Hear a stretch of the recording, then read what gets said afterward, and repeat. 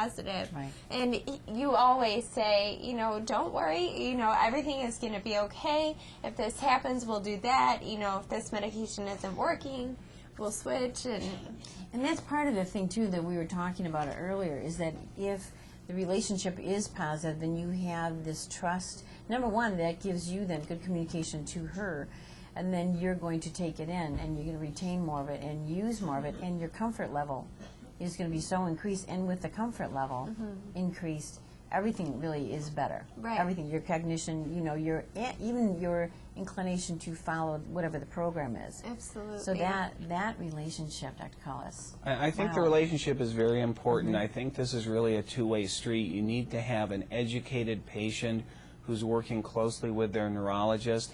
The more the patient knows about the disease, the more they understand what's going on. If things happen, they know that it's not a serious problem, that it's just a little glitch. For example, if you might have a little bit of numbness in your arm for a few days that you've had before, especially if you have an infection like a cold or a bladder infection or something like that, it's important to know that that's just a transient event that's just going to go away on its own. And I think it's important for the patients to be aware of what can happen so that they know what's important and what's not, so that if they believe that they're having an attack, that they can then contact the neurologist and get appropriate treatment or change their treatment as needed, because it's through that relationship, the patient and the physician working together and both trying to stay as positive as possible, that the best benefit comes for the patient. Right. We could see. Yeah, and That's fun for you. I tell people all the time that also have MS, I say, your neurologist, in most cases, does not have MS. So even though they're very informed and they understand it, they don't have it.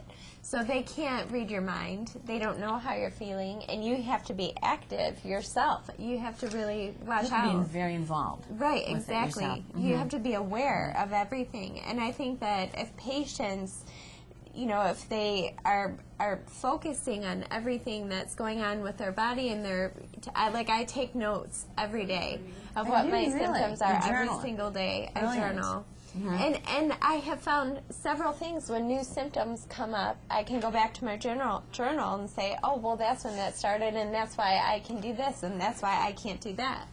So I think that's important. It is. Do you have other patients who journal? That's a brilliant plan. Most of my patients aren't exactly like Lauren. I think the point that Lauren's making is that it's very important to be able to tell your neurologist what happened and when. That's very useful information. Did it happen in relation to the change in medications or maybe some other medications you were taking? But I think the other important point is that it's very helpful for patients to have other people with the disease that they can talk to. That may, you know, for some people living in urban areas, it may be possible to go to an actual physical support group and talk to other people who have multiple sclerosis. For people that live in smaller areas, or people that just are a little reticent to go and talk to other people live, then either talking by phone or watching video of other patients who have the same problem. Yes, exactly, on a computer or in a chat room or whatever the situation is, because Lauren's exactly right that I see a lot of patients with multiple sclerosis and I can make recommendations on treatment, but I'm not living with the disease every day like Lauren is. And so it's very helpful, I think, for patients to be able to talk to other patients that have the same problem, especially ones who have done well, so that that encourages them. A lot of people, as Lauren was saying, at the beginning of the disease, it's like a big black box. You're going into a tunnel and you don't know where you're coming out. And to talk to people that have done well with treatment, I think is very positive and very helpful. And it's important to emphasize that there are a lot of treatments. The first thing is that if you have an attack, you can get steroids. That will help to get rid of the attack and bring you out of it. But then you need to address the issue with your neurologist about what are we going to do to avoid another attack. And there are several medications that we use that are injected either daily or every few days by the patient, which will significantly benefit them in terms of reducing the number of attacks. And then as in Lauren's case, sometimes we start off with one drug and it doesn't work well enough, so then we switch to another drug because as we know throughout medicine, everyone's different, and you can't use a cookbook approach to treatment. You have to individualize the treatment to every patient's situation.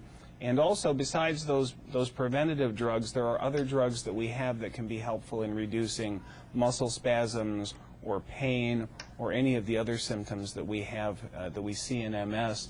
And so it's important to know that other treatments are available. And your neurologist won't know that you're having those symptoms unless you communicate that to them. For example, if you're having unpleasant tingling sensations in your arms or legs, your neurologist needs to know about that so that they can add medications that may be helpful in relieving those kinds of symptoms. You know, this is really, you know, just even listening to the two of you talk, there are so many helpful hints and really giving great direction to people who are going to go through whatever the infusion is. And it really is, as you're talking about medications, you want to trying to control the symptoms and then trying to control the disease. Right. But the communication and the literally letting him know nobody's a mind reader, omniscient, but you're close, Dr. Cullis. Thank you so much. Thank you. I appreciate your time. And thanks to Lauren. Yeah, thank you so much for coming. Thank you very much. All right, okay, we'll be right back in a heartbeat. Lauren, that whole time had to be amazing. And actually what I'm referring to is that after, and that was hence the delay in shooting the show at the Van Elslander Center, and then being back in the studio today, because tell me what's been going on in the meantime. Well, I was getting my 18th infusion that day, and I've had 21 infusions now, and I have actually been out of town. I haven't been able to do a show with you. I know. Because I have been delivering speeches.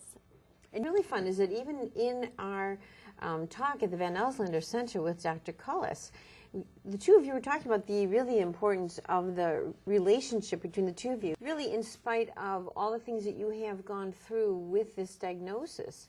And you can see that on YouTube if they go to Lauren Parrott on YouTube, or if, you know, in seeing the show and the previous show that we did, a lot of things you've gone through, there have been some amazing and wonderful things that have happened because of it. Right. And the impact that you have on the planet, so to speak, is sweet. And I do have to say one thing, too. I want to make a point that when we were showing the B-roll of the infusion, you know, the IV site started, that was not like a deep line central catheter. It was the local.